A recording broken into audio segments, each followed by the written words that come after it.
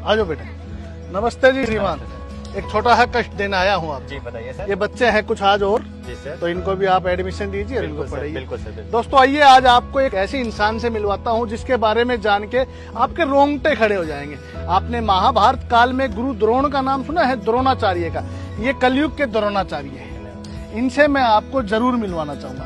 दोस्तों आज के दिन सबसे कीमती क्या है? सबसे कीमती है शिक्षा और समय। ये शिक्षा और समय दोनों का दान करते हैं। इनसे मिलवाने से पहले मैं आपको कुछ और दिखाना चाहूंगा। देखिए हमारे पीछे ये कितने बच्चे हैं। ये सभी बच्चे झुग्गी झोपड़ियों में रहने वाले लोगों के हैं। जो रोड के ऊपर आप देखते होंगे, बाजार में रोड के ऊपर जो छोटे छोटे बच्चे भीख मांगते हैं ना, भीख मांगते थे ये बच्चे। इनमें से कुछ बच्चे भीख मांगते थे, कुछ बच्चे बड़े लाचार थे। और हमारे गुरु द्रोण ने क्या किया कि इन बच्चों को कलेक्ट करके और इनको इनके झुग्गी के अंदर आके ही इनको शिक्षा देनी शुरू की। अपना कीमती समय निकाल के इनको शिक्षा देनी शुरू की।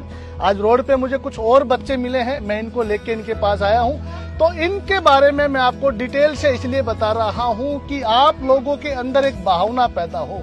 आप सभी को पता है कि हम चाहते हैं कि हमारे देश से क्राइम कम हो, हम चाहते हैं कि हमारे देश में गरीबी कम हो, लेकिन आगे कोई भी आने के लिए तैयार नहीं है। हम इतना तो कर सकते हैं, कुछ दान दक्षिणा दे सकते हैं। मंदिर के अंदर आप चले जाएंगे, मस्जिद में जाके दान दक्षिणा दे देंगे, लेकिन इस तरह से शिक्षा देना बहुत बड़ी बात है। अपना समय निकाल के, ये अपना समय निकाल के इनको शिक्षा दे रहे हैं। तो श्रीमान बड़ी खुशी है, तो इन चारों बच्चों का आप एडमिशन कीजिए। आज मैं आपको आपकी सेवा देख के, वैसे तो मैं आपकी भावनाओं को ठेस नहीं पहुंचाना चाहता, आपके स्वाभिमान को ठेस नहीं पहुंचाना चाहता, लेकिन फिर भी मैं चाहता हूं कि मेरे आपसे हाथ जोड़ के विनती है कि मैं इन बच्चों के लिए कुछ करना चाहता हूं। तो श्रीमान आज मैं आपको आपकी संस्था के लिए, मैं भी इसको एक संस्था कहूंगा, जरूरी नहीं है कि आपका बहुत बड़ा स्कूल है, काफी लंबी चौड़ी बिल्डिंग है तो ही संस्था, ये उससे भी बड़ी संस्था है। अगर आप अपने मन में विचार करेंगे तो आप इतना अच्छा कार्य कर रहे हैं कि आपसे नेक पुरुष हो ही नहीं सकता। तो मैं आपकी कुछ मदद करना चाहता हूं, क्योंकि मैंने देखा है कि आपके बच्चे धरती में बैठे हैं। और आप लोगों को दोस्तों एक और विशेष चीज दिखाना चाहूंगा। ये देखिए, ये देखिए, जो शिक्षक इनको शिक्षा दे रहा है, आने वाले भविष्य में आप लोगों को पता है ये छोटे छोटे बच्चे क्या करेंगे।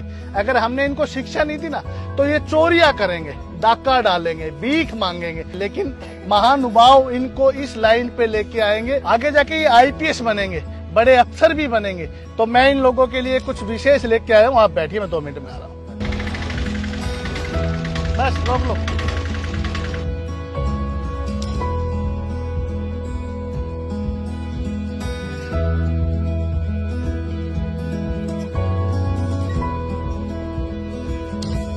तो सर देखिए, ये तो कुछ तप्पड़ हैं इन बच्चों के लिए। आप इनके नीचे ये बैठेंगे, इसके ऊपर तो इनको किसी भी तरह की समस्या नहीं होगी। और आप आइए मेरे साथ। ये कुछ पंखे हैं, ये पंखे इनके लिए है। ये बच्चे गर्मी में बड़े परेशान हैं। और एक विशेष गिफ्ट मैं आपके लिए लेके आया हूँ, क्योंकि आप इतना नेक कार्य कर रहे हैं कि हर इंसान सोच नहीं सकता। ये कुछ कुर्सियां हैं, आपके लिए हैं। और आपको एक और विशेष बात बताऊं, ये जितना भी सामान मैं आपके यहाँ लेके आया हूँ, इस सामान के मेरी जेब से 1 रुपया नहीं लगा। साथियों मैं आपको एक और विशेष बात बताना चाहता हूँ कि आज जो मैं यहाँ पे जो सामान लेके आया हूँ, ये पंखे वगैरह, ये कुर्सियां वगैरह, इनका मेरा 1 पैसा भी नहीं लगा। पता है कैसे? जब मैं फर्नीचर शॉप के ऊपर ये लेने गया, उस दुकानदार को मैंने बताया ना जी, इस तरह से एक संस्था है, हम उसकी मदद करना चाहते हैं, उनके लिए पंखे ले रहे हैं, तो थोड़ा सा रेट ठीक लगा लीजिए। तो उन्होंने पता है मेरे साथ क्या किया?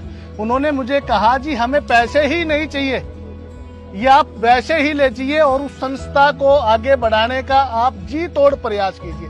और भविष्य में कभी भी मेरी आवश्यकता हो तो आप मुझे याद कर लीजिए, और मैं उस संस्था के लिए पूरी कोशिश करूंगा कि उनकी मदद करने की। उस दुकानदार, उस महानुभाव का नाम भी मैं आपको जरूर बताना चाहूंगा। गोयल इलेक्ट्रॉनिक्स, नारनौल शहर की एक दुकान है, वहाँ पे मेरे को ये सभी सामान मुफ्त बिना पैसे मिला है और मैं इनकी मदद कर रहा हूँ। साथियों पंखे और कुर्सियों के अलावा इन बच्चों के लिए मैं कुछ खाद्य सामग्री लेके आया था। जब हमने इन बच्चों को वो खाद्य सामग्रियां दी तो बच्चों ने बड़े चाव पूर्वक वो खाद्य सामग्रियां खाई। खाने के बाद हमने इनको जूस भी दिया। मुझे लगता है कि अगर इंसान के पास सामर्थ्य है, अगर आपके पास सामर्थ्य है, तो आप भी इस तरह की मदद जरूर करें। इस तरह की मदद करने से कहीं ना कहीं परमात्मा हमारी मदद करता है। दोस्तों मैं आपको बार बार बोलना चाहूंगा कि मंदिर मस्जिद जागरण वगैरह छोड़ के गरीब की मदद करना आप शुरू करें। तो श्रीमान आप मेरे दोस्तों को कोई मैसेज देना चाहें? जी बताएं। तो सर जैसे सर ने बताया कि हमारे देश में बहुत ऐसे बच्चे हैं जो भीख मांगते हैं, जो ऐसे काम करते हैं, लेकिन उनकी शिक्षा के लिए कोई भी ध्यान नहीं देता। तो मेरा आपसे अनुरोध है कि सब बच्चों की शिक्षा के ऊपर ध्यान दें।